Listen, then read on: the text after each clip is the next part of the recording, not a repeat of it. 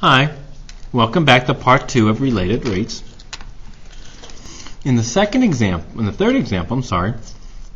we're going to drop a pebble into a calm pond. Now, if you ever drop a pebble into a calm pond, you'll notice it makes little ripples. We're going to look at the outside ripple. It will form a circle, okay? And they're telling us that the radius of the outer ripple is increasing at a rate of 1 foot per second. So that's giving us the change in our radius. This is the change in our radius. So they're saying the change in radius with respect to time is 1 foot per second. Now, if you notice, from now on, I'm making sure I'm going to copy on all of my notes right here what they give me. When the radius is 4 feet, so now they're telling me the radius is now 4 feet, they say at what rate is the total area changing? So they're asking me to find the change in area with respect to time. So we're looking for dA dt. Now the first thing I'm going to do is I'm going to list out all my given of what I'm trying to find, because a lot of times on the AP they're going to give you a point just for writing all that out. Now the next thing I need is I need a geometry question. I'm looking at a circle, I have area, and I'm looking for radii, and I have radius. So of course we're going to look at the area of a circle, which is very simple, which is pi r squared. Now remember, this will give me a position function. It's kind of like in physics. That's position. I'm looking for the rate of change, so I need to take the derivative. Well, the derivative of area with respect to time is dA dt. Over here, drop your power, we get 2 pi r. Don't forget, it's a chain rule from implicit differentiation. dr dt. And this is going to give me my, what I like to call velocity. That tells me my rate of change, how fast that area changes. And from here I can just plug in my numbers. This is a pretty easy one. dA dt is what we're looking for.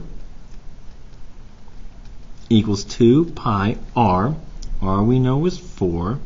And dr dt we know is 1. And we get 8 pi. Again, to get units, area is going to be a square unit, and we're talking feet here.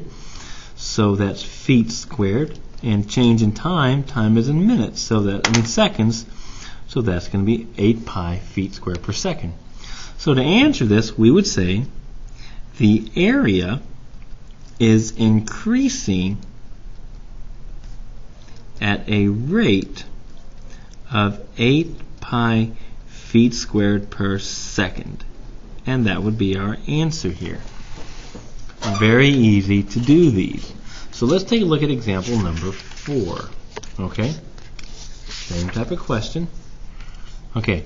Now, this one is always a little bit more different, okay? Because we're going to start in this one talking about what's called a constant. Okay? And why we like constants. Water is being poured into a cistern in the shape of a cube. The edges of the cube are all 10 feet long. Water is being poured at a rate of 5 cubic feet per minute. So they're telling me the change in volume here, dV dt. The question says, how fast is the water level rising? So they're looking for the change in height of the water when there is 4 feet of water on the bottom. So we know h is 4. All right, I'm going to put on the light here. There we go. There we go. Sorry about that. So when I'm solving this problem right now, what we're going to do is, first, I want to draw the picture. If you can't draw a picture, you can. Draw a cube.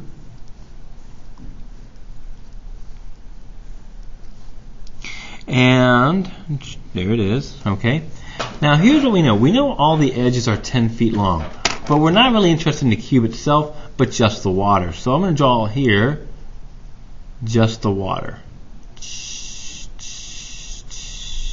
If I look at only the bottom, it's no longer, if I only look at the water, notice it's no longer a cube, but more of a prism. Not a prison, that's what we call school. So this right here, we're going to call this length x. And this length right here, because it is a cube, the same base and length here is x. But here's where it changes. That's not, see, this will be 10, and that's going to be 10. But the height here of the water is changing. It's variable. So we're just going to call that h. This is variable. These are constants. So what I'm going to do is, now I'm going to list out everything I'm given. We know dV dt is 5 cubic feet per minute. We know the height is 4 feet. And we're looking to find dH dt. So what I need to do now, using my cube, I'm going to come up with the formula for volume of it. Now the most simple one would be like x cubed. But remember, we're only looking for the volume of the water only.